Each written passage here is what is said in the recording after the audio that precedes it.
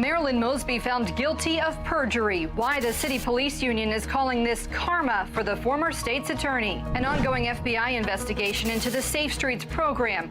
A look at what we've uncovered about crimes committed by employees on the job and their potential gang affiliations. Young offenders running rampant in Maryland with seemingly no consequences. They know that, nothing's really going to happen to them. The punishments law enforcement wants to see to hold them accountable.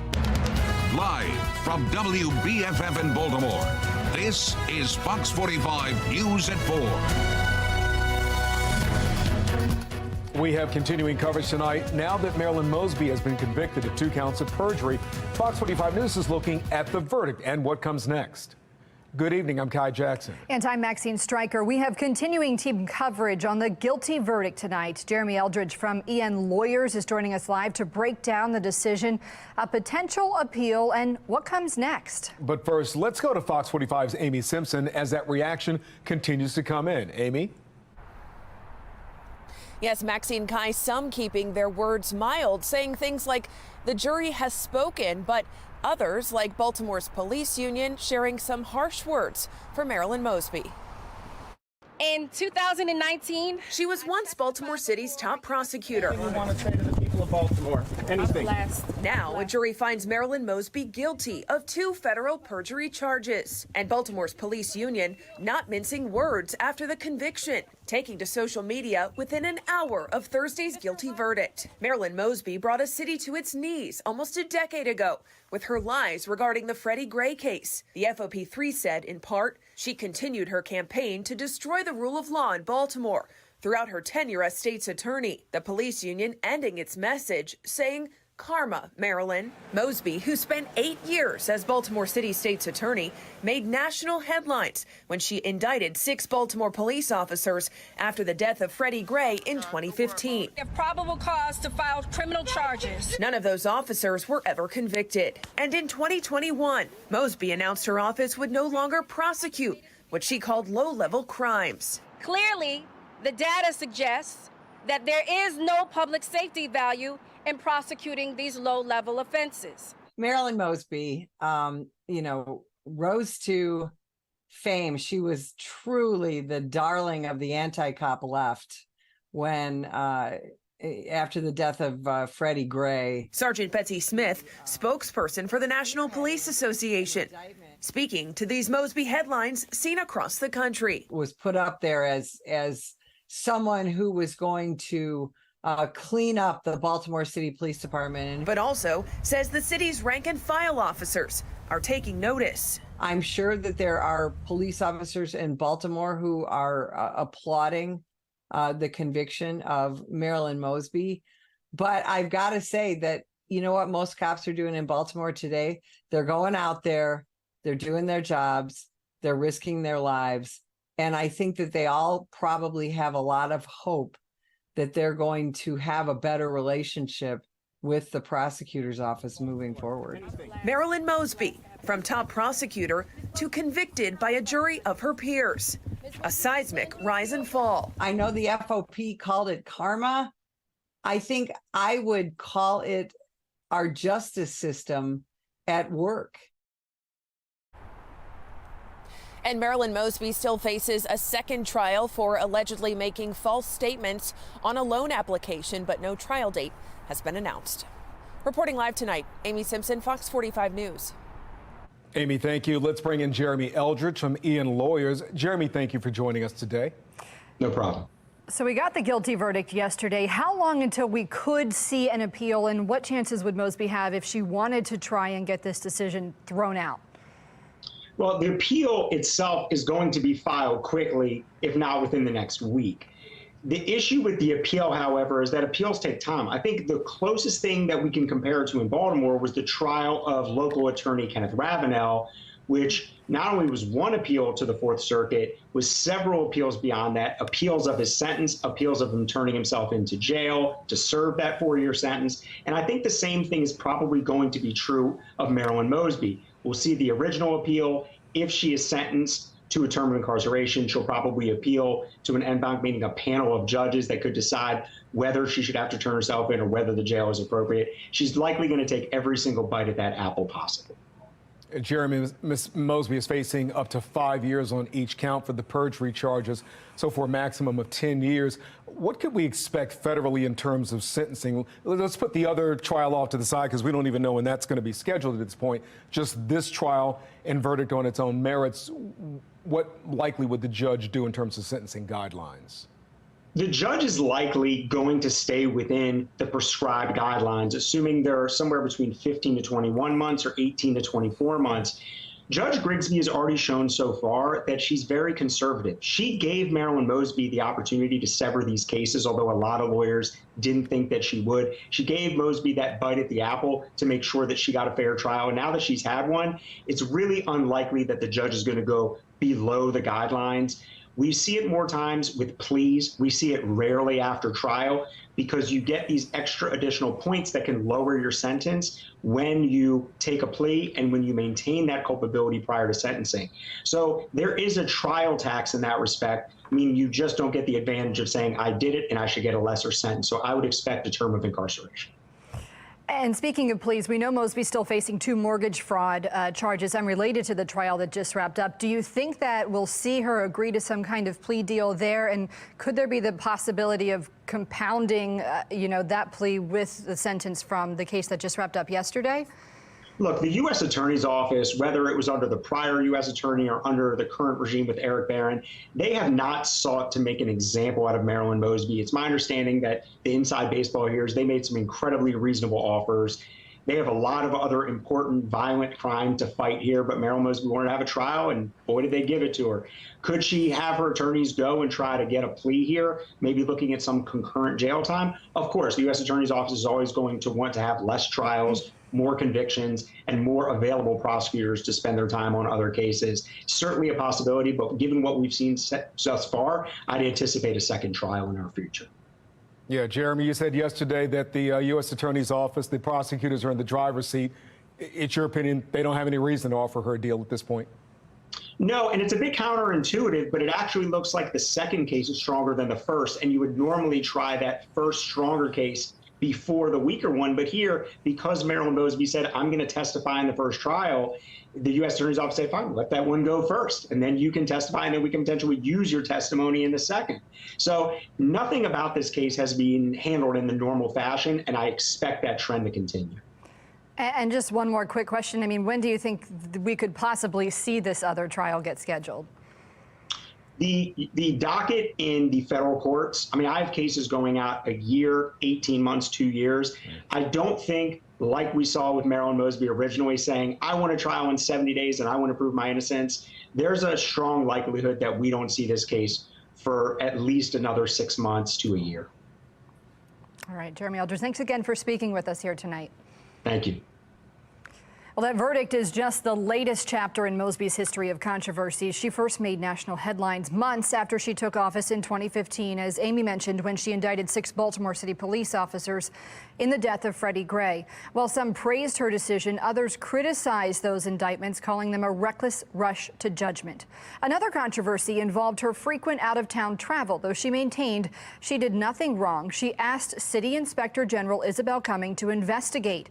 The IG found that Mosby spent 85 days out of office in 2018 through 2019 and did not get approval for 15 trips. 1 month after that finding in March of 2021, Mosby stopped enforcing what she calls low-level crimes. And we have seen a number of questionable plea deals come from Mosby's office, including the case of convicted arsonist Luther Trent. You'll remember he was released on a plea deal after serving less than 6 months in jail. Federal authorities later sentenced him to 12 years in prison. Mosby was voted out of office 1 year ago. Fox 45 News has been following the Mosby case. We'll bring you complete coverage on air and online. You can find all of our stories and reporting on our website, foxbaltimore.com. The FBI remains tight-lipped about the current investigation involving Safe Streets workers. Fox 45's Mackenzie Frost explains from the Accountability Desk, the latest probe proves the need for more transparency surrounding the program. As the federal investigation continues involving at least 3 Safe Streets workers from the Bel Air Edison location, I want to explain how this investigation relates to the questions that we've been asking for more than 2 years. Mayor Brandon Scott, Monzi leaders, and the 2 nonprofits, Catholic Charities and LifeBridge, those are the 2 running the 10 different Safe Streets locations. They've all refused to tell us who the Safe Streets employees are. However, we've been able to identify a few of the employees, but that's only because of court records and tips from you at home, not because these leaders have been transparent. This is Ronald Alexander. Now, this photo came from a federal case file, so the quality isn't the best, but you can see him wearing a Safe Streets t-shirt, and he's carrying what federal prosecutors say was a bag of drugs. Now, according to plea agreements and these court documents that we obtained, Ronald Alexander not only pleaded guilty to drug distribution charges in 2021, but he also tried to use his position as a violence interrupter within the Safe Streets program to get out of a traffic stop with Baltimore police. And this is Ricky Evans. In his plea agreement from 2018, he told federal prosecutors that he was using the Safe Streets location he was working at as a meeting place for the Black Guerrilla family, or the BGF gang. Also detailed in those documents, he told prosecutors he used the same Safe Streets location as a place to stash his guns and drugs. And then we have Vernon Harper. We don't have a photo of him, but he again pleaded guilty to federal drug distribution charges in October of 2022. And again, while working for Safe Streets. Now, in this federal affidavit that we obtained from 2010, Harper's name comes up, and it's because of his possible BGF affiliations. Now, we'll take a closer look at what's in this entire document in a few days. Now, the FBI won't say much about the scope of their investigation involving some Safe Streets workers, but sources close to the probe tell us it's involving possible BGF affiliation. Now, we did get a lengthy statement from LifeBridge, the nonprofit running this Safe Streets site in particular. Here's what they said.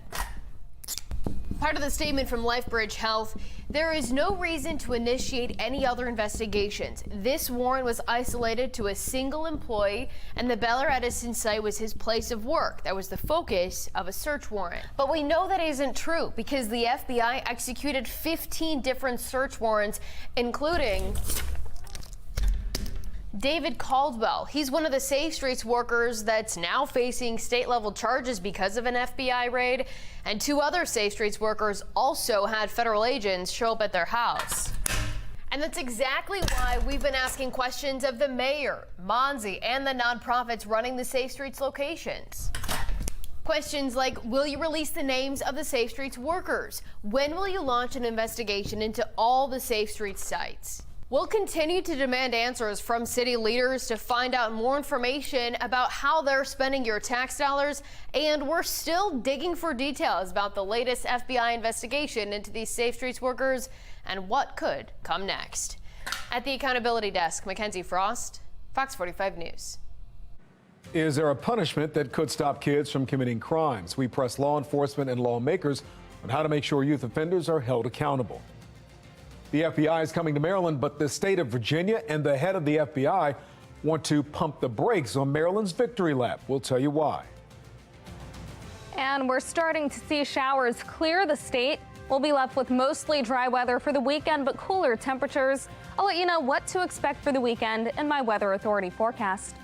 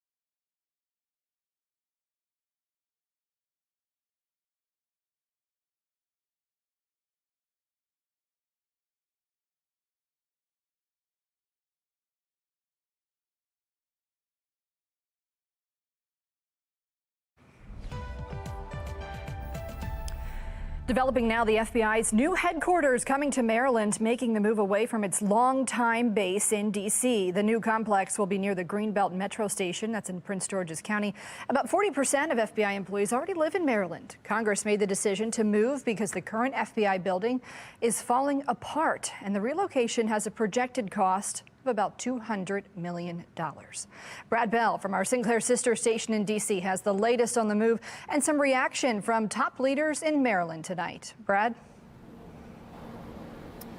Yeah, today was victory lap day for many elected officials, including the governor, gathering near here. This will be the site of where the FBI is eventually built, they hope. They are celebrating, but they're also sending a strong signal because there is still opposition, particularly from the state of Virginia and from the head of the FBI.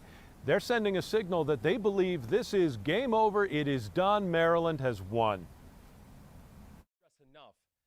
Maryland Governor Wes Moore leading dozens of federal, state, county, and local elected officials in what he calls a victory celebration over the decision to build a multi-billion-dollar FBI headquarters on this land next to the Greenbelt Metro Station, just inside the D.C. Beltway. I cannot stress enough how big this is for Prince George's County. The General Services Administration making the announcement Wednesday evening, releasing a summary of the decision, citing transportation, readiness to build, equity, and cost as the reasons for choosing Greenbelt over a location in Springfield, Virginia. Arguments these politicians, led by Congressman Steny Hoyer, have been making for years. An objective reading of all the facts led to the selection of the FBI headquarters at Greenbelt, Maryland, because it's best for the country, best for the FBI, and best for the people. But not all agree. FBI Director Chris Wray sending this letter to the GSA in October, alleging the decision-making process was tainted by a conflict of interest.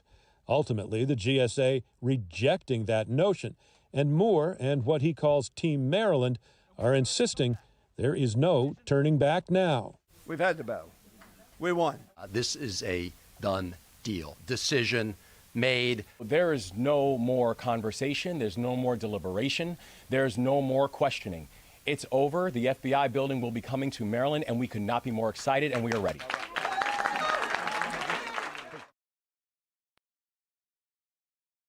That's what they said publicly at this press conference, but I talked to several officials privately afterwards, and they concede that they know the fight for this is just not over. There's already calls for congressional hearings into how the decision was made by members of Congress from Virginia. They're also going to have to figure out how to get the many billions of dollars it'll cost to build this project approved by a very unpredictable Congress. And even if everything goes very smoothly, according to the current plans, it'll be about 3.5 years or more before they can even think about breaking ground here in Greenbelt. In Greenbelt, Brad Bell, Fox 45 News.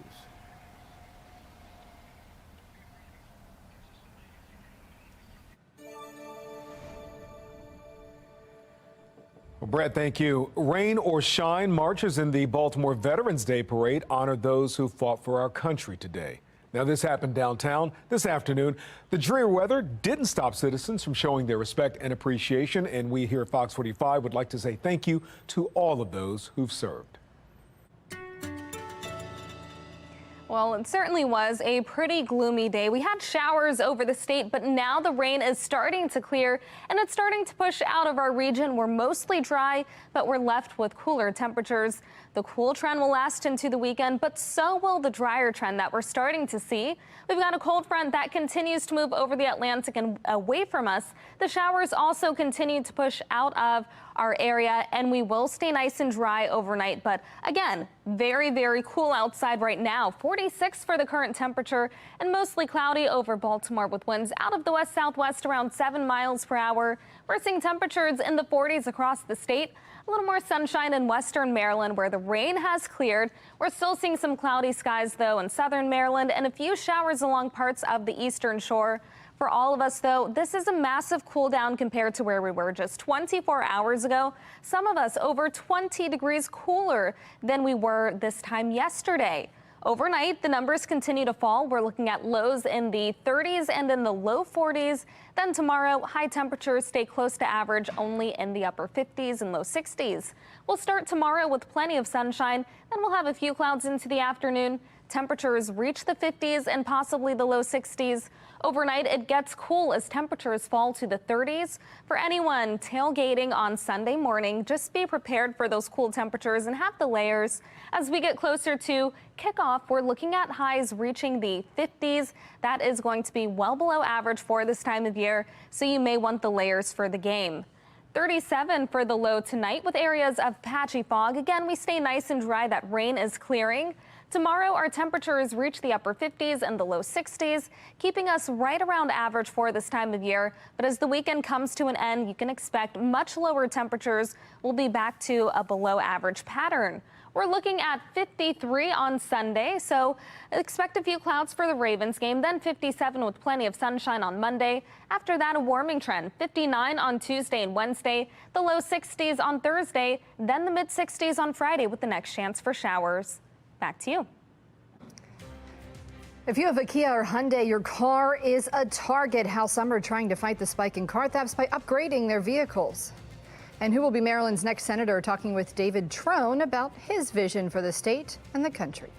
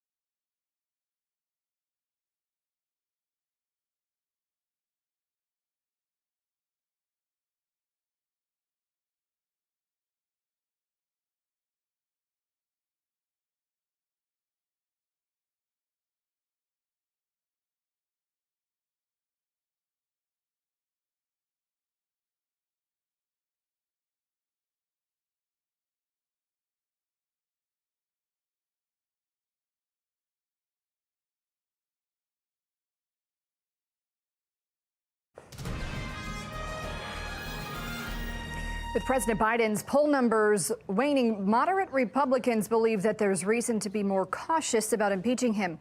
They think there'd be political pressure to move forward if his support was up. According to the Washington Post, House Speaker Mike Johnson agreed with this notion in a private meeting. This as the conference moves forward on subpoenas of the president's brother, James Biden, and son Hunter. Republicans and Democrats are digging in.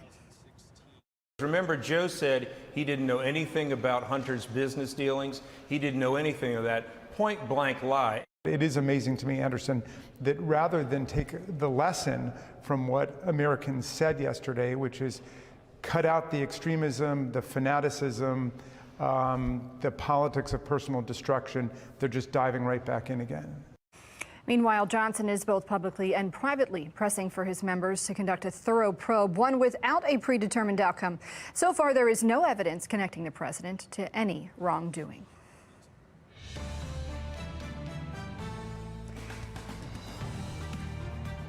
A soon-to-be vacant seat after Senator Ben Cardin announced he will not run for re-election. Fox 45's Patrice Sanders spoke with a current Maryland congressman looking to fill the open spot in the Senate.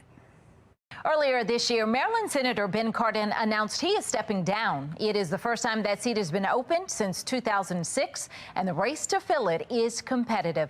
As part of our Your Voice series, we spoke with Representative David Trone, who is campaigning to fill Cardin's seat. Talk about your strategy to get your name out there and your message to the voters. Yeah, it's really important to introduce yourself to the voters and explain to them the issues you focus on, things like addiction, the mental health crisis in our America, the systemic racism that so many folks face in the criminal justice system, and talk about your experience, 3 terms in Congress, building a business from 0 to 12,000 team members. And it's all about how you get stuff done, change the construct of Washington from politicians to public servants. Well, just recently, Representative Dutch Rupersberger endorsed Trone. Right now, he's up against Prince George's County Executive Angela Alsobrooks. Patrice Sanders, Fox 45 News. As Patrice mentioned, Prince George's County Executive Angela Alsobrooks is also in the running. She's received endorsements from Governor Wes Moore and Congressman Kweisi Mfume. What would stop kids from committing crimes? Fox 45 News is pressing law enforcement experts and lawmakers for answers on the consequences they want to see for young offenders. Here we are all over again, staring down yet another potential government shutdown. So what are lawmakers doing to avoid it?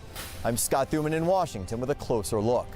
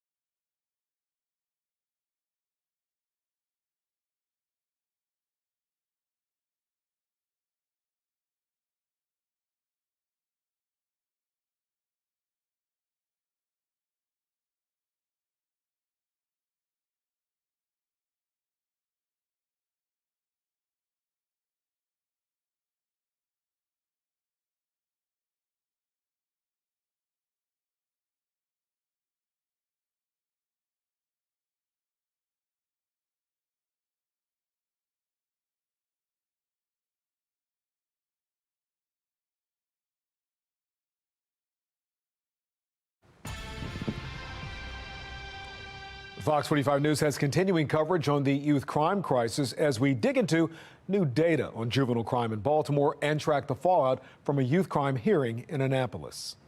At a second hearing in Baltimore, law enforcement highlighted how youth crime is driving the spike in auto thefts across the city. Many of those kids have been targeting Hyundai and Kias because of their weak security systems. Fox 45 News has team coverage on the youth crime crisis, starting with Rebecca Pryor, live at Arundel Mills Mall at an event aimed at making those cars tougher to steal. Rebecca? Yeah, guys, as we know, Baltimore is one of more than a dozen cities that are currently suing Kia and Hyundai for not properly installing the correct anti-theft softwares in the first place. But until that lawsuit sees its day in court, drivers can utilize pop-up centers like these all weekend long. Kia is providing free software upgrades here, hoping to help thwart the rise in theft stemming from a social media challenge showing just how easy the cars are to steal. We've seen a steady stream of cars coming and going throughout the day. In total, crews here tell us that they've serviced about 100 cars so far. A Kia spokesperson warning drivers, if you haven't had a chance to install the upgrades yet, they highly recommend doing so now. When they lock their doors, it makes it so the vehicle will not be able to start at that point. So even if somebody breaks in, pulls the cluster down and tries to get in there and turn it, it will not start.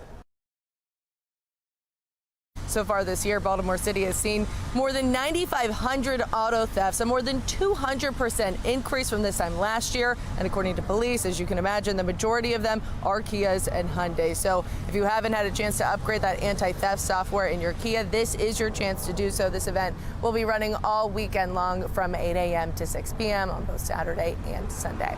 Reporting live in Anne Arundel County, Rebecca Pryor, Fox 45 News. Rebecca, thank you. This year, more than 9,300 vehicles have been reported stolen citywide. Juvenile auto thefts are up 166% over last year, according to city police. And of the nearly 700 thefts, 250 of them were juveniles. Police, during the hearing, found the same kids are stealing cars, getting released, and stealing again.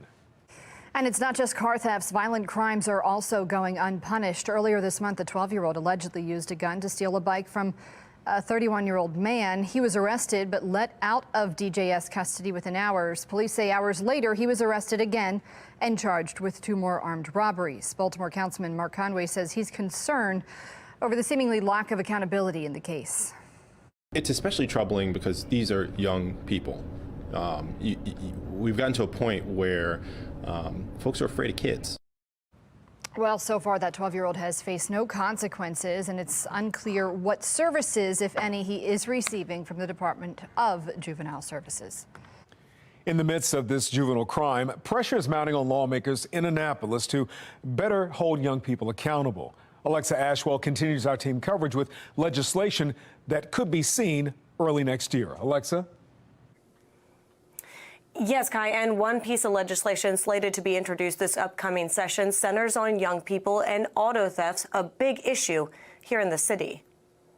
We've seen it captured on surveillance and heard from victim. He tackled me and then punched me in the head. After victim. I'm mad. I'm watching 4 little kids, maybe 15, 16, jump out of a car 1:30 in the morning. The fear and frustration surrounding juveniles committing crimes, often violent crimes, followed by little to no consequence. All of this youth running rampant, it's out of hand. And we are paying the price in every way.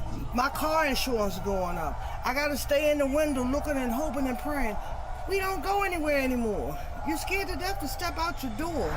Prosecutors and police across the state have joined calls for change to juvenile justice laws. They say keep them from holding young people accountable for certain crimes, regardless of age. They know that, nothing's really going to happen to them if they keep their crime in a certain limit of types of crime. Juveniles who are accused of committing violent crimes, like carjacking, should be detained for some period of time until their case can be adjudicated.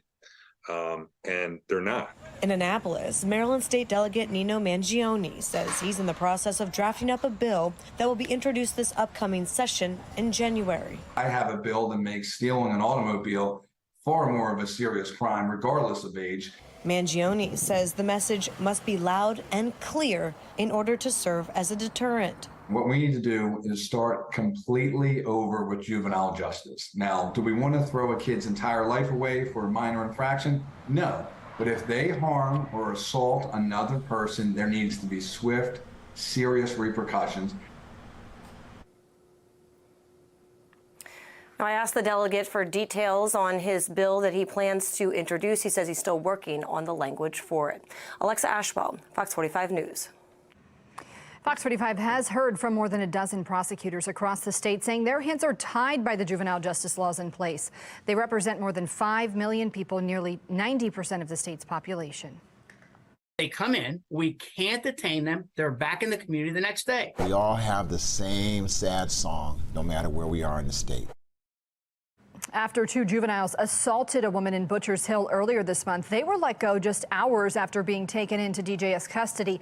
That prompted City Councilman Zeke Cohen to send a letter to the Department of Juvenile Services calling its investigation an operational failure. 4 state lawmakers signed off on that letter, including Senate President Bill Ferguson. Jeff Abel has the details. The attack on a Butchers Hill woman has fueled the fiery outrage that there's little justice in the juvenile justice system. Minutes after this beating, police arrested a 12 and 14-year-old. And 2 hours later, the state sent them home. Yeah, I'm pissed. The case has prompted outrage from the victim and finger-pointing from politicians. The police department, the Department of Juvenile Services need to be on the same page. The case has also prompted this letter to the DJS director and city police condemning the suspect's release. One of the 4 authors was Senate President Bill Ferguson, who's been under fire for failing to act on the juvenile crime crisis. And there's no accountability whatsoever. This week, former Senator Jim Brochin, who sat on the Senate's Judicial Proceedings Committee for 14 years, was critical of the state's seemingly passive approach toward reforming the broken system. This is unacceptable. We would have had a hearing and brought the Secretary of the Department of Juvenile Services in, okay? We all would have called for it and said, explain this, explain how he got let out, and explain the 14-year-old, and explain how this isn't going to happen again. In an email to the Senate president today, we questioned the senator, asking, why did you submit a letter scolding city police and DJS when your office hasn't taken official action to hold juveniles accountable? Do you plan to hold them accountable? What is your plan to address the juvenile crime crisis? Do you believe in tougher penalties to hold juveniles accountable? And are you planning to call a special session to address juvenile crime? So far, neither the senator nor his office has responded. They all run away because the political capital to roll up your sleeves and confront the problem is vast, and it has to do with problem solving. For now, the problem remains unsolved. The attacks keep growing, the cars keep vanishing, juveniles keep walking, and lawmakers keep failing to act. Under these circumstances, this isn't the state that you want to live in. Jeff Abel, Fox 45 News. And that brings us to our question of the day. Should members of the General Assembly be held accountable for the lack of anti-crime laws? So far, 96% of those who voted say yes. To make your voice heard, head to foxbaltimore.com/vote. A live look now to Capitol Hill, where lawmakers are once again dealing with the threat of a government shutdown. The government reportedly preparing to close in 7 days. Next Friday is the deadline for a new spending deal. This is the second time in as many months that the government has started preparations for a possible shutdown. Chief Political Correspondent Scott Thuman has the latest on the efforts to avoid the crisis. New House Speaker Mike Johnson may have inherited the gavel, but it comes with a heavy burden, keeping the government open amid a mess of Republican Party infighting and the typical division between the House and Senate. It's irresponsible ever to vote to shut government down. We would have over 10,000 federal employees in my district alone that would be without a paycheck. Johnson had been pushing one idea to split the task from one big omnibus bill covering all spending into a staggered ladder of categories that can be tackled at different times. The one top senator reportedly calling the idea the craziest, stupidest thing I've ever heard of. Every time the CR expires, the speaker's putting his head in the lion's mouth. CR as in continuing resolution or kicking the can down the road with short-term deals. The idea we're playing games with a shutdown at this moment is just bizarre.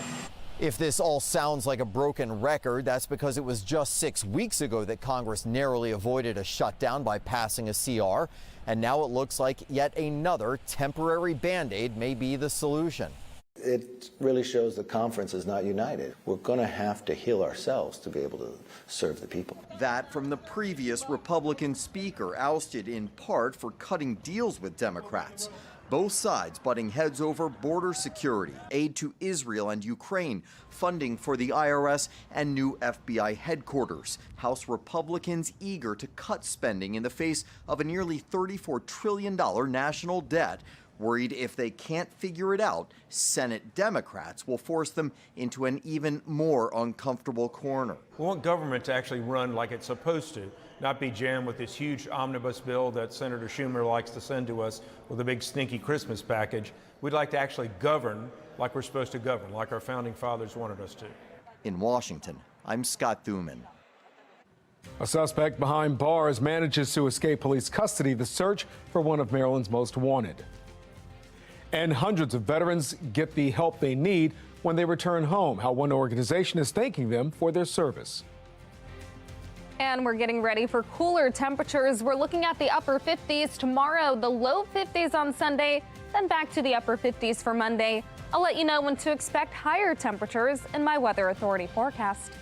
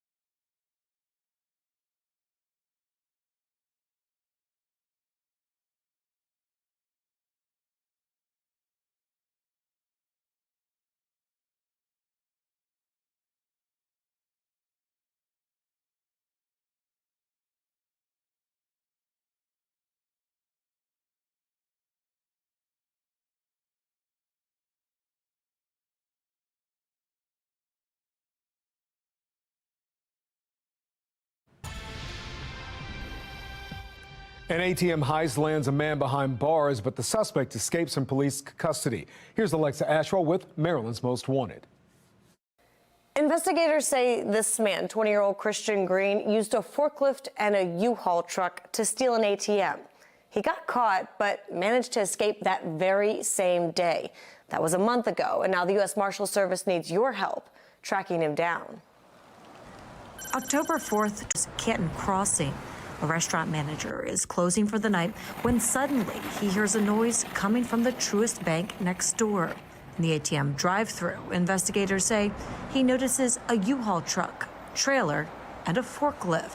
The driver takes off. He was stealing the ATM and had it in a U-Haul truck. Once they saw what was going on, they called local law enforcement. Police respond. At the scene, officers find an abandoned forklift, trailer, and the ATM that once sat in the bank drive-thru gone. The department issues a BOLO alert to be on the lookout for the U-Haul and stolen ATM. Less than 2 hours later, the truck spotted. An officer doing regular patrol spots the U-Haul About 7 miles away from the bank in South Baltimore. Investigators say the officer attempts to stop the driver, but he takes off. He takes off running, abandoning the U-Haul and stolen ATM. The chase ends a short time later in Baltimore County. The suspect is taken into custody, identified as 20-year-old Christian Green. Green is transported to the Baltimore Police Department's Southeast Station. Here, officers unaware Green, while in custody, was in fact plotting his escape. Green, investigators say, first complains his handcuffs are too tight, then asks to use the bathroom. He's able to manipulate his handcuffs while asking to use the restroom, and he overpowers an officer and escapes out of the district. Green runs out of the police station, triggering a manhunt. They get Foxtrot and a local K9 to go up actively searching for him in the area, but we're unsuccessful in locating him. Green is nowhere to be found. The U.S. Marshal Service now joining the search. Has he been spotted since? No. I do believe Green is likely in the region. He's just laying low, maybe with friends or other family members in the area. Lying low and possibly responsible for other ATM thefts, investigators say. Yeah, he had plenty of tools with him to do several jobs. And I believe that he's been around the area stealing multiple ATMs, so this wasn't his first go-around. The upward trend in ATM thefts, commonly executed in a smash-and-grab fashion, began back in 2020 with business after business falling victim throughout greater Baltimore. Green, investigators say, young and on the run, and just may strike again. Everyday citizens go to ATMs every day, but, you know, we got a lot of people living in fear here in the city, and we need to get him off the street as quickly as possible. Again, investigators do believe Green is somewhere in the greater Baltimore region. So if you have any information regarding his whereabouts, take a good look. He's described as standing about 6 foot and weighing approximately 160 pounds. You're asked to contact the U.S. Marshals Service with any information. The tip line number right here, 1-877-WANTED-2. Or you can contact agents directly, 202-819-5058. Remember, you can always remain anonymous, and you could earn a reward. I'm Alexa Ashwell, and this is Maryland's Most Wanted. It's been a pretty gloomy start to the weekend. We started the day with a few showers, but now the rain is starting to clear the state. A few lingering showers along parts of the eastern shore, but overnight will stay nice and dry and temperatures will continue to fall. We're seeing a few showers over the Atlantic, all as that cold front continues to drive away from our area. Again, we've got nice and dry air that's behind, and that's what's in place for the weekend. We'll have pretty enjoyable weather, but at times it could feel a little chilly, especially for the mornings. 46 currently and mostly cloudy over Baltimore with winds out of the west-southwest around 7 miles per hour. We're mainly seeing the 40s around the state. This is much cooler than this time yesterday. We're seeing numbers over 20 degrees lower. So if you've stepped outside, you probably noticed the big change in temperatures. Tomorrow, we're looking at the 50s, so a little bit of an improvement. First, overnight, our temperatures will drop to the 30s and the 40s, chilly as you wake up in the morning, but we are looking at plenty of sunshine as the day begins. Then for the afternoon, still lots of sunshine as temperatures reach the mid to upper 50s, possibly the low 60s in some areas. We'll start with cool temperatures for Sunday morning, waking up to the 30s. Then by the afternoon, temperatures will reach the low 50s, and that means that we're going to stay below average. For anyone heading to the Ravens game, just be prepared for cooler temperatures. 37 tonight with areas of patchy fog and light winds. Then tomorrow, temperatures gradually rise to the upper 50s and low 60s. We'll have plenty of sunshine into the afternoon, and then overnight, get ready for those cool temperatures. Waking up on Sunday, we're looking at numbers in the 30s, so great for Veterans Day. Then for the Ravens game, 53. 57 and sunny on Monday. Temperatures will rise to the upper 50s on Tuesday and Wednesday, and then we finish the week with temperatures in the 60s. Back to you. Jasmine, thank you. Coming up on Fox 45 News at 5 o'clock tonight, a warning today about caffeine in the heart. The new research on how toxic it could be to the body. I'm Angela Brown in Washington, D.C., a nonprofit on a special mission to help servicemen and women. I'll tell you what you can do to help out.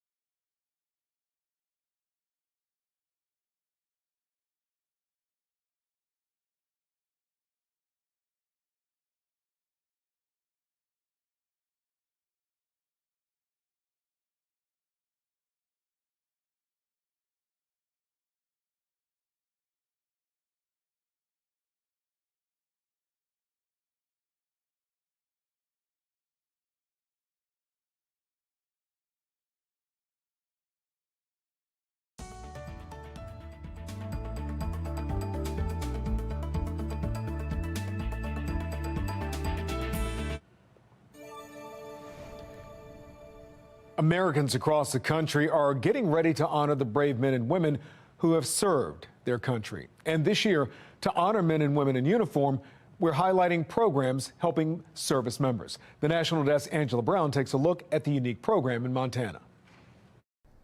The program is called Big Sky Bravery, and it's different because it focuses on active duty special operations forces. Jake Kaufman speaks for those who can't. War is very gruesome, and you see and do things that's hard to fathom that you've done and you've seen. I spent 8 or 9 years being gone, about 300 days a year. Kaufman, a retired Air Force pararescue man, survived brutal combat. I got blown up by a couple grenades in 2013. After retiring, Kaufman said he didn't want to be here anymore when someone recommended Big Sky Bravery. We had a few recipients, unfortunately, say that they were suicidal before they came out, and after they had left Big Sky Bravery, they no longer want to hurt themselves. First Sergeant retired Jeremy Keller is the Chief Strategy Officer for Big Sky Bravery in Montana after spending 17 years in special operations, serving in Afghanistan, 18 combat deployments, putting up mental walls to survive. My ability to be a husband and a father was severely tarnished. Watching Jeremy struggle inspired his brother-in-law, Josh McCain, to start Big Sky Bravery 8 years ago. Start something for individuals who have sacrificed their entire life to defend our Constitution. It's a week-long program for active duty special operation forces, allowing them to decompress through high adrenaline activities during the day. Not only is that person going to help them learn how to ski and fly fish and all these other recreational things, they're more importantly going to show them that vulnerability is the key to success here. Then at night, it gets personal, asking service members probing questions like this one. What's troubling you in your life? A mental and emotional restart for those still serving, witnessing the horrors of combat and carrying that burden with them. Who we want them to be when they leave is just somebody who has hope. So far, Big Sky Bravery has helped roughly 477 servicemen and women. If you want to help out, scan the QR code on the bottom of your screen. Reporting in Washington, D.C., I'm Angela Brown. With Veterans Day this weekend, those who served can take advantage of some special deals across the DMV. 1100 Grill is offering veterans a free lunch at all of its locations from 11 in the morning until 4 in the afternoon. You can also get a free meal at Denny's, Mission Barbecue, and a free donut at Dunkin'. These are just some of the companies saying thank you to those who served. For the full list, head to our website, foxbaltimore.com. Jasmine? Thanks, Kai. We are getting ready for a little more sunshine this weekend. Temperatures, though, not as warm as what we've been used to. 59 tomorrow with lots of sunshine, and then the coolest day of the weekend likely Sunday, 53 for the high. That is well below average, but again, we're talking plenty of sunshine throughout the day. Into next week, we'll have warmer temperatures. Coming up, I'll let you know just how high the numbers get in about 20 minutes. Back to you. All right, Jasmine, thank you. Coming up on Fox 45 News at 5 o'clock, former City State's Attorney Marilyn Mosby convicted on 2 counts of perjury. Next, her looming legal troubles. Also ahead, it's been 2 weeks since the FBI raided a Safe Streets location. We'll walk you through the push for transparency.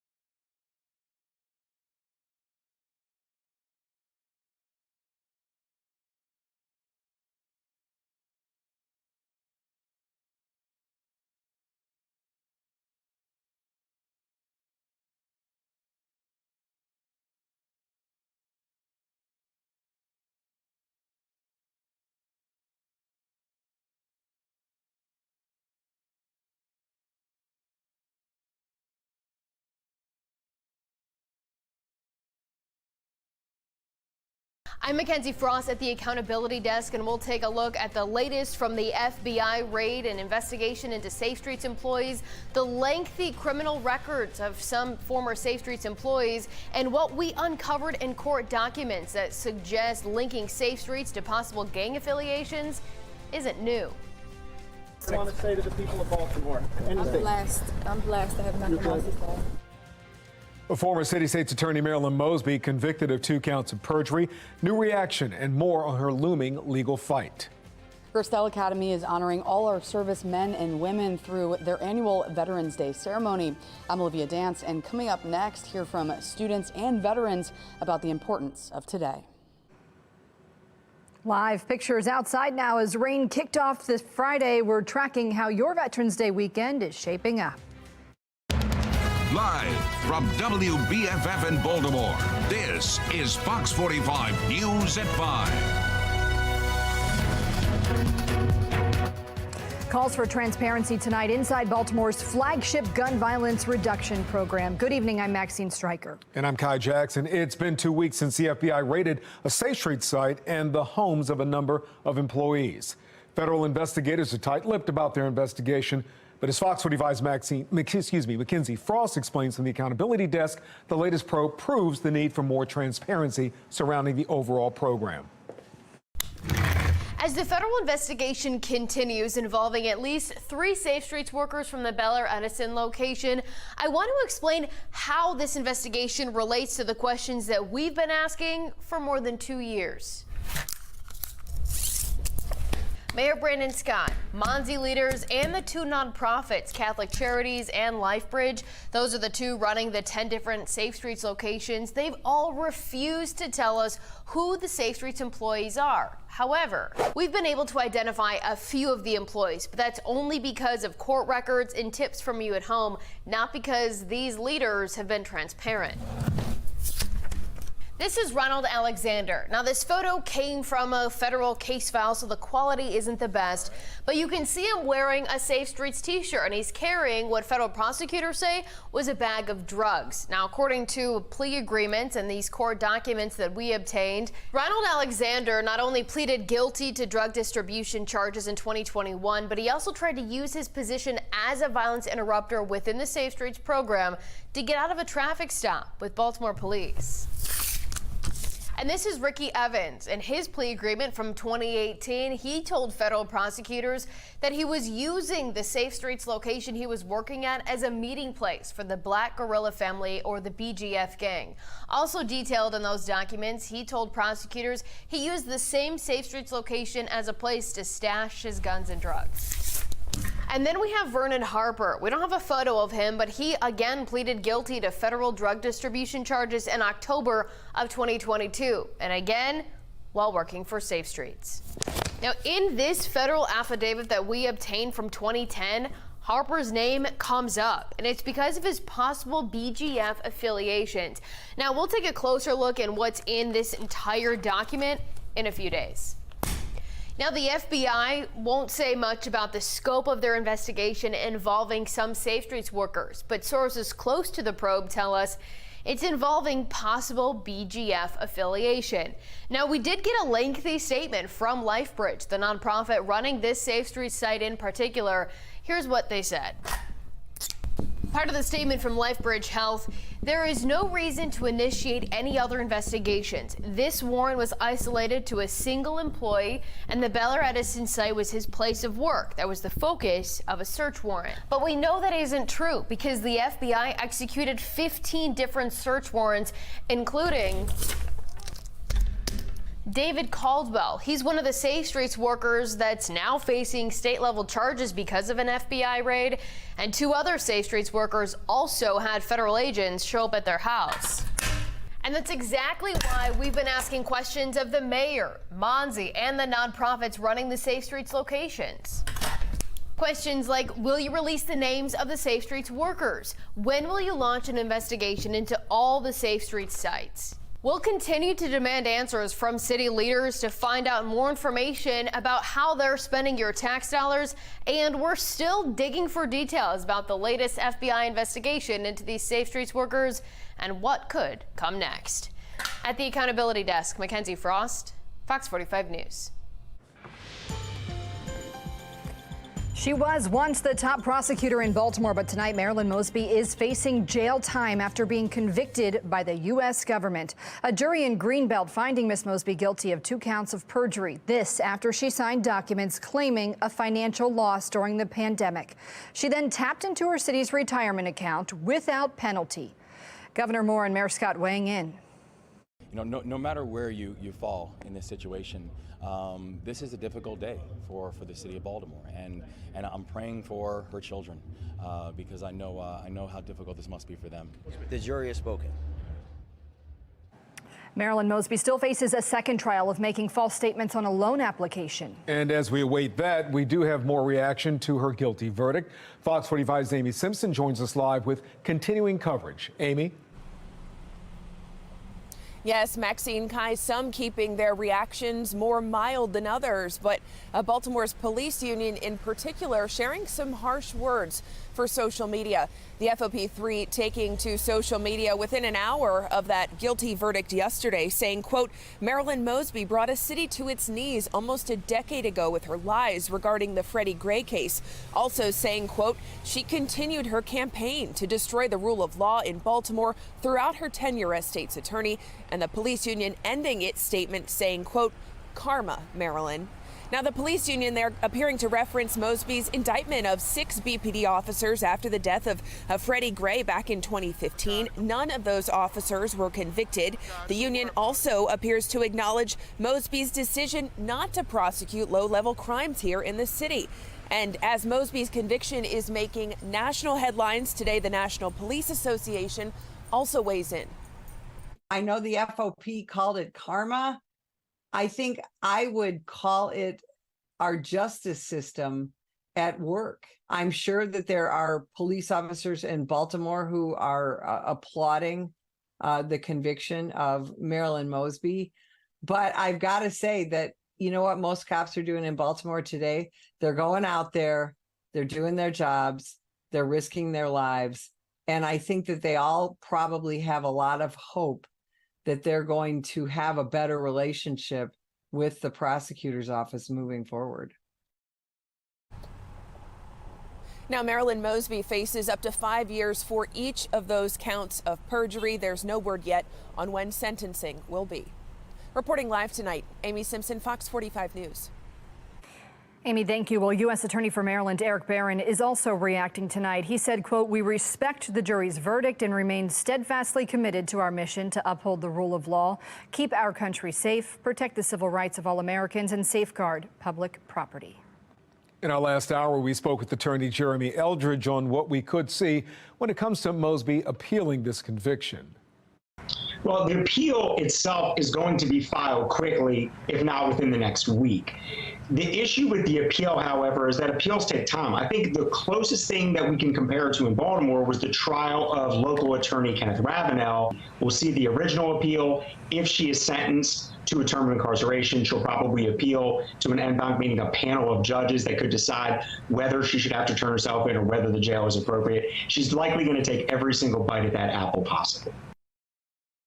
This guilty verdict, just the latest chapter in Mosby's history of controversies. 3 years ago, her out-of-town travel was the subject of an investigation by the city's inspector general. The IG found Mosby spent 85 days out of office in 2018 through 2019 and did not get approval for 15 trips. Mosby requested the investigation herself and later disputed the findings. During the pandemic, she moved to stop prosecuting what she called low-level crimes. They included prostitution and drug possession. Mosby maintained those crimes had no public safety value, and the move reduced burden on police as well as on black citizens who she said were disproportionately arrested for those crimes. Her time in office was also marred by questionable plea deals. They included convicted arsonist Luther Trent, who was set free after serving less than 6 months in jail.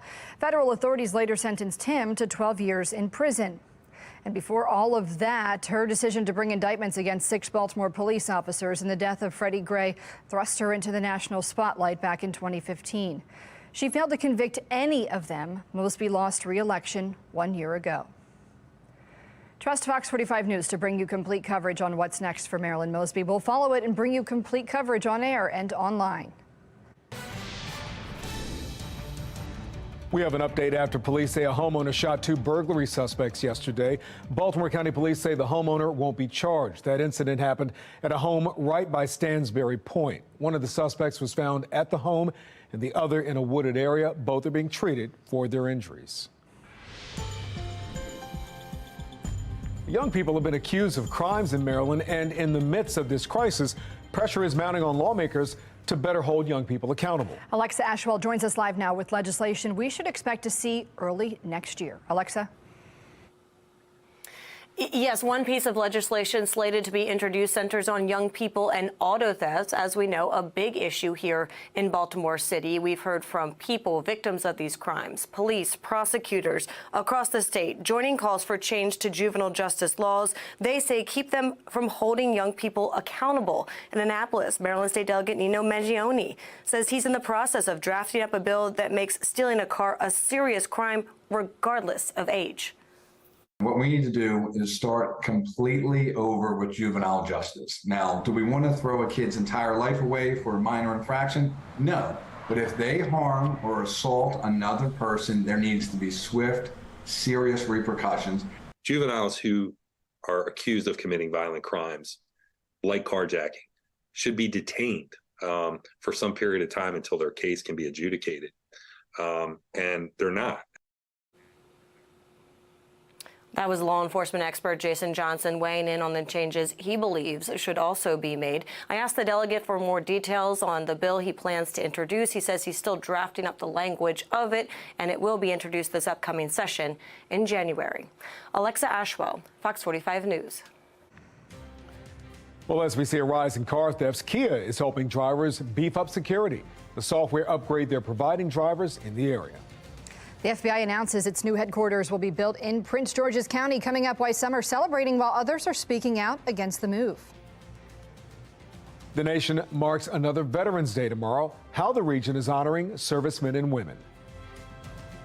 And we're dealing with cool temperatures. Right now, we're only seeing the 40s, well below average for this time of year. But for the weekend, we have the 50s. I'll let you know when to expect warmer temperatures in my Weather Authority forecast.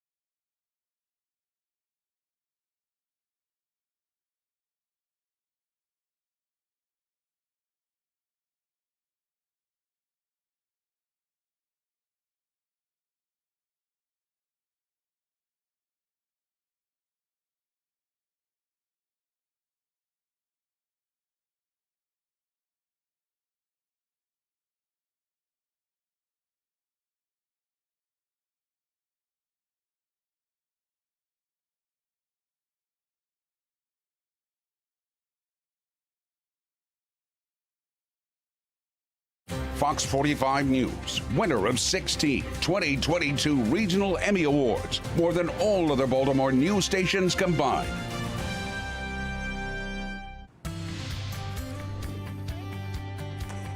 Our nation is pausing this weekend to celebrate and honor our veterans. And celebrations are already underway in the region. Ahead of Veterans Day tomorrow, students and staff at Gerstel Academy in Carroll County held their annual Veterans Day ceremony to honor servicemen and women. Olivia Dance was there. I served in the United States Navy from 1966 to 1999. Admiral Thomas Marfiak served our country for 33 years. To wear the cloth of the United States is an honor and a privilege, and I was privileged to wear that for a long time. And I'll always be grateful for not only for the adventures I had, but for the life that my bride, Miss Pat, and I got to live with our children in different places around the world. Reflecting on a lifetime of adventure and bravery. About 3.5 decades of seeing the world from the bridge of a destroyer or the upper deck of an aircraft carrier. It's a much different view. People ask me what I miss, and I miss standing up there and seeing 50 miles in every direction. Wow. And seeing the clouds and the stars at night are incredible because there's no light pollution. On Friday, he was able to share his experiences from all around the world with the students at Gerstel Academy in Carroll County. I can't say enough about it. I got to go fast and fire a lot of missiles and see some fantastic parts of the world. And students at Gerstel got to honor those who have served our country, like Admiral Marfiak, as part of their annual Veterans Day ceremony. It's very educational for those who do not know, like in our community, who has served for our country. And it's just a great opportunity to show appreciation to those who have served and sacrificed their life and their time and their talents. For Riley Sullivan, a senior at Gerstel, she will soon make those same sacrifices. Since I was younger, I would say 6th grade, I've always wanted to serve in the military. So when I was thinking about recruiting for lacrosse, it was between the Naval Academy and West Point. She ended up picking West Point, and a few weeks after graduation will begin military boot camp. So this is my 2nd year at Gerstel, and I think it has prepared me immensely for what West Point will have. At Gerstel Academy, it's important for students to honor veterans year-round with portraits of veterans like these that are hung up all around campus. Every month we have to do like a presentation on a different leader, and we have to have at least like 2 military service. Veterans Day is personal for many at Gerstel, including Brian Abbott, the head of the upper school, whose son is currently in the Army. It's a tremendous honor, but again, leadership is about service first, and to see my son put that into action is pretty amazing.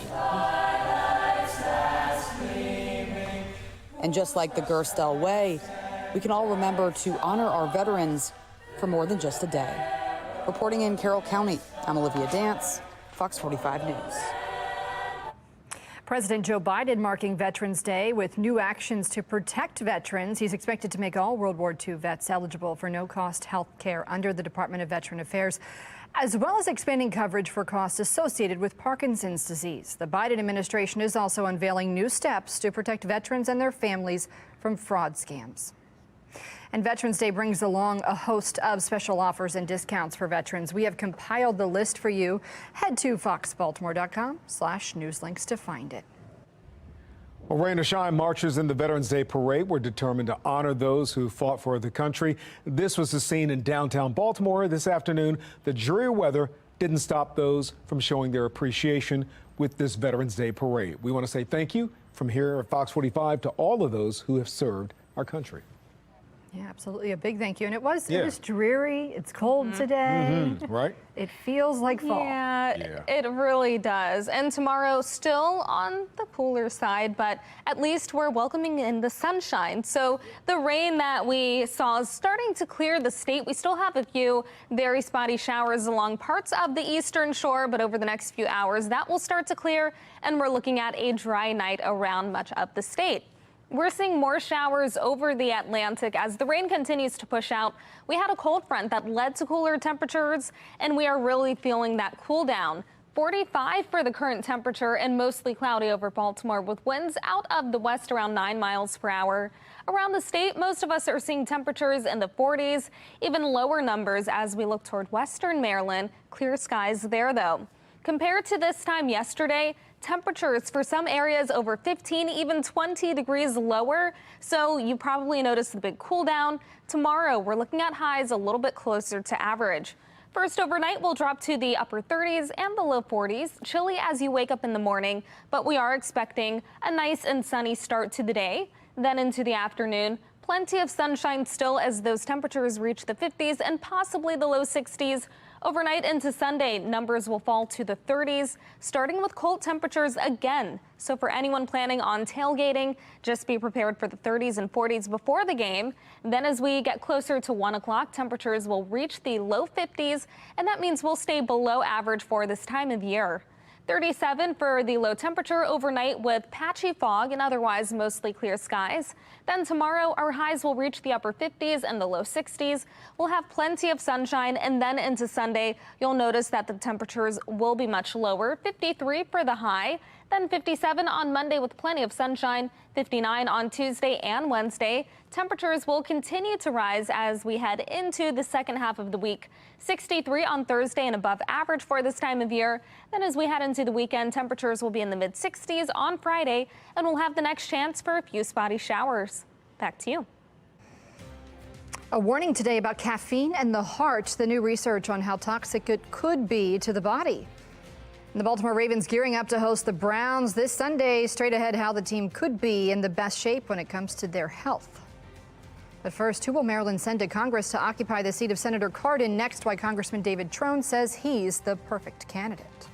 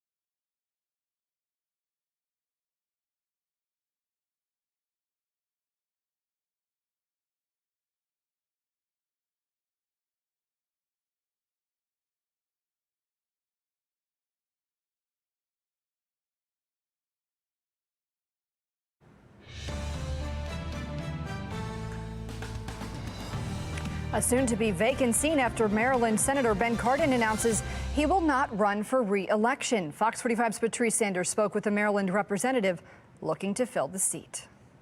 Earlier this year, Maryland Senator Ben Cardin announced he is stepping down. It is the first time that seat has been opened since 2006, and the race to fill it is competitive.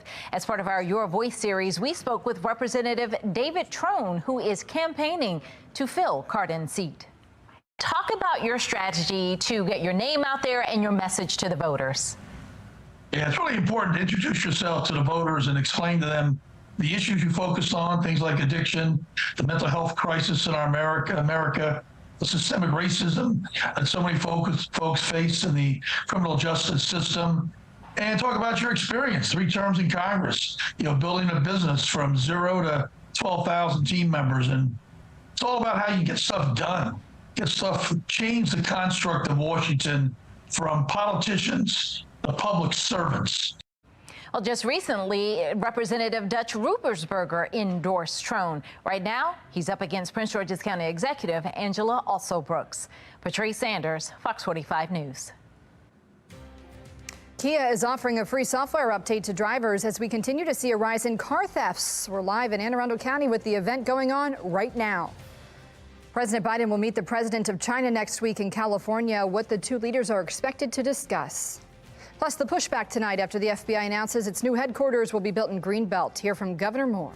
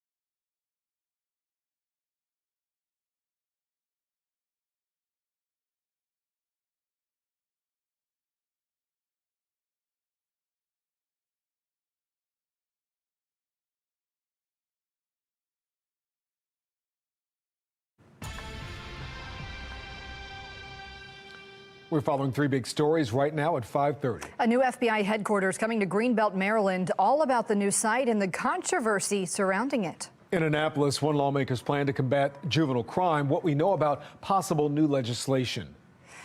But first, the wave of car thefts in Baltimore continue as lawmakers grapple to find a solution. Residents are expressing their frustration. My community has been hit so hard from 2020 up until now with teenagers going crazy, and no one has done anything about them. My biggest fear is being carjacked with my children in the car. And what am I supposed to do when 6 to 8 youth surround my car? What am I supposed to do? I can't fight back. What if they shoot me? What if they hurt me? What are my children supposed to do?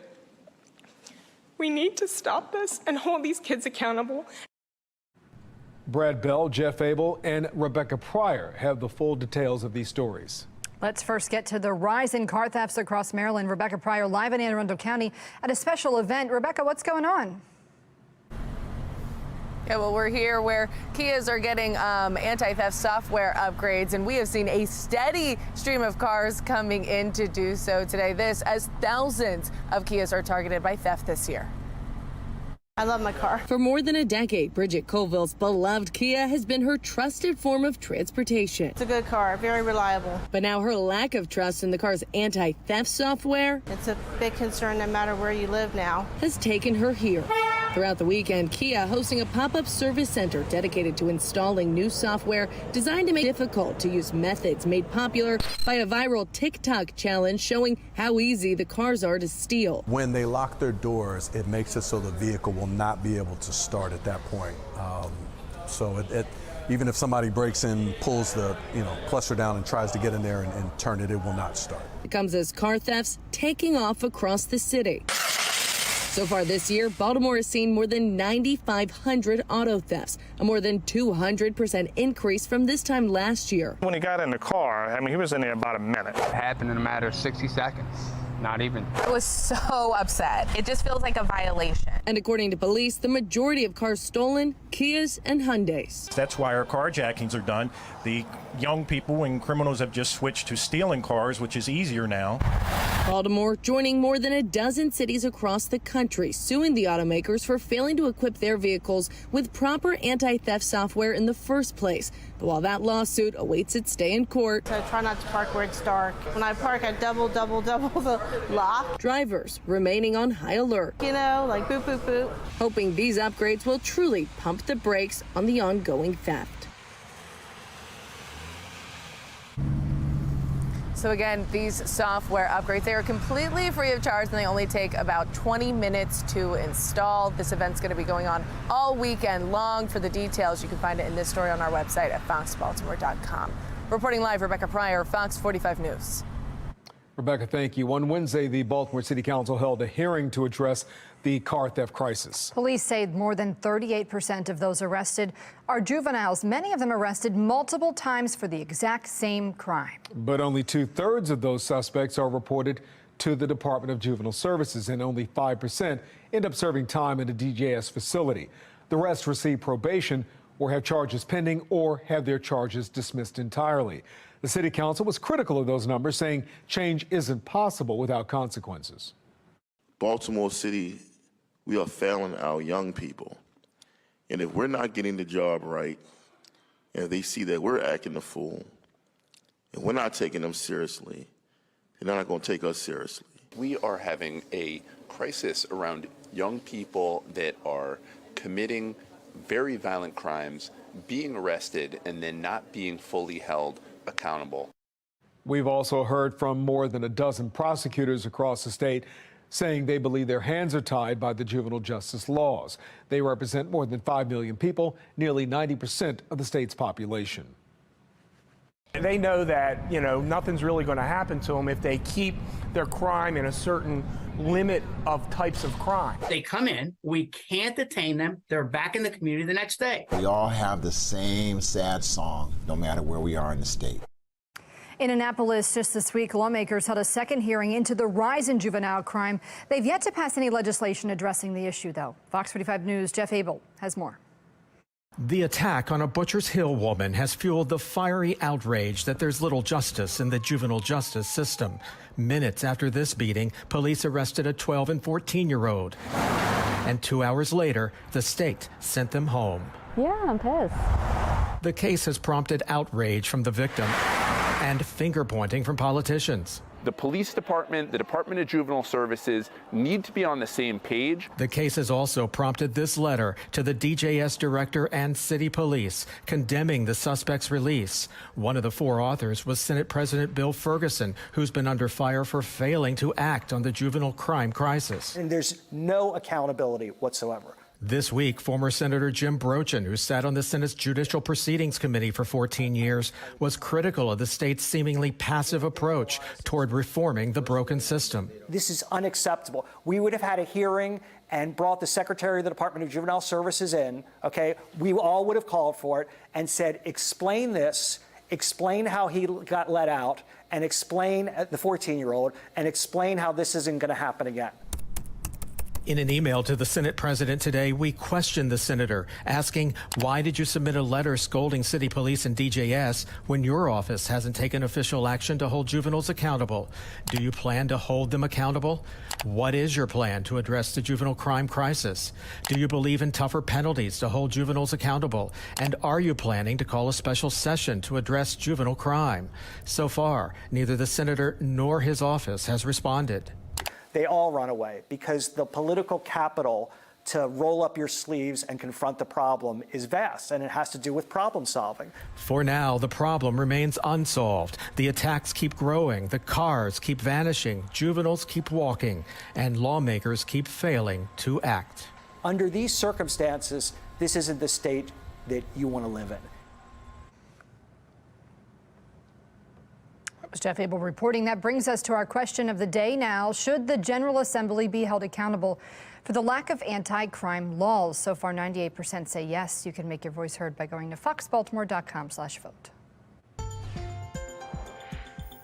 This week, the FBI announced that their new headquarters will be built in Greenbelt, Prince George's County. And that's quickly raising some controversy. Brad Bell with our Sinclair sister station in D.C. has Governor Moore's reaction. Maryland Governor Wes Moore leading dozens of federal, state, county, and local elected officials in what he calls a victory celebration over the decision to build a multi-billion-dollar FBI headquarters on this land next to the Greenbelt Metro Station, just inside the D.C. Beltway. I cannot stress enough how big this is for Prince George's County. Not all agree. FBI Director Chris Wray sending this letter to the GSA in October, alleging the decision-making process was tainted by a conflict of interest. Ultimately, the GSA rejecting that notion, and Moore and what he calls Team Maryland are insisting there is no turning back now. There is no more conversation. There's no more deliberation. There's no more questioning. It's over. The FBI building will be coming to Maryland, and we could not be more excited, and we are ready. Privately, though, several of the officials admit to me that they know the fight is by no means over, and they still need to secure funding from an unpredictable Congress. But if everything does go smoothly, ground could be broken here in about 3.5 years. In Greenbelt, Brad Bell, Fox 45 News.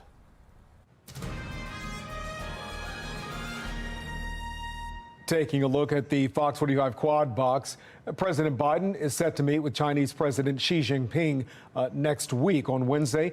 That session will be in San Francisco and will cover a wide range of regional and global issues as the two leaders try to ease rising tensions. Vice President Harris is off to South Carolina today. She'll be in Columbia to file the president's primary paperwork and attend a campaign event with South Carolina Congressman James Clyburn. And a video of Israel's Iron Dome as missiles fired from Gaza are intercepted above Tel Aviv. Civilians flee as air raid sirens go off and counter missiles are fired. And hundreds flee to Egypt as Israel initiates daily 4-hour pauses after extensive negotiations with the White House. This is a process, and it's not always flipping a light switch, but we have seen progress. We just need to see more of it, and we need to maximize every effort to prevent Palestinian deaths and to advance the humanitarian assistance that's getting to them. Israeli Prime Minister Benjamin Netanyahu rejected a deal to exchange 50 hostages for a 5-day ceasefire. According to officials familiar with the discussions, Israel is demanding the pause in fighting last just a few hours. National correspondent Kayla Gaskins spoke with one mother whose son is currently being held by Hamas. As sirens filled the air in Jerusalem on October 7th, Rachel Goldberg received a WhatsApp message any mother would find alarming. The first one said, "I love you," and the second one said, "I'm sorry." Witnesses would later tell her what happened. How Hamas terrorists attacked the music festival her son Hirsch was attending an hour and a half away near the Gaza border. How he tried to escape but couldn't and ran to a roadside bomb shelter. How Hamas hunted them, throwing grenades, spraying machine gun fire, like shooting fish in a barrel. Hirsch lost an arm but survived. Hamas took him to Gaza as a hostage. That's the last that we have any information about him. An estimated 240 people were kidnapped, citizens of 30 different countries and at least 5 religions, to be held as human bargaining chips. Hirsch is one of 10 Americans. It's so psychologically, emotionally, spiritually, and physically painful all at the same time. In cities across America, friends and family members hanging posters of kidnapped loved ones. You're tearing down my cousin. Almost as fast as they can put them up, anti-Israel demonstrators tear them down. Why are you ripping these down? Because it's false information. To me personally, I just think it shows that people really are not educated about what's going on here. The White House not commenting on the issue. Just not going to go into specifics on that. How hopeful are you at this point that you'll get to see your son again alive? Well, I have no choice but to be optimistic, and otherwise I don't think I could get out of bed in the morning. Rachel tells me her son Hirsch spent years saving up to spend a year or two traveling the world. He booked a flight for December 27th. She's praying one day he'll be able to go. In Washington, I'm Kayla Gaskins. With President Biden's poll numbers waning, moderate Republicans believe there's reason to be more cautious about impeaching him. They think there'd be political pressure to move forward if his support was up. According to the Washington Post, House Speaker Mike Johnson agreed with this notion in a private meeting. This as the conference moves forward on subpoenas of the president's brother, James Biden, and son, Hunter. Republicans and Democrats are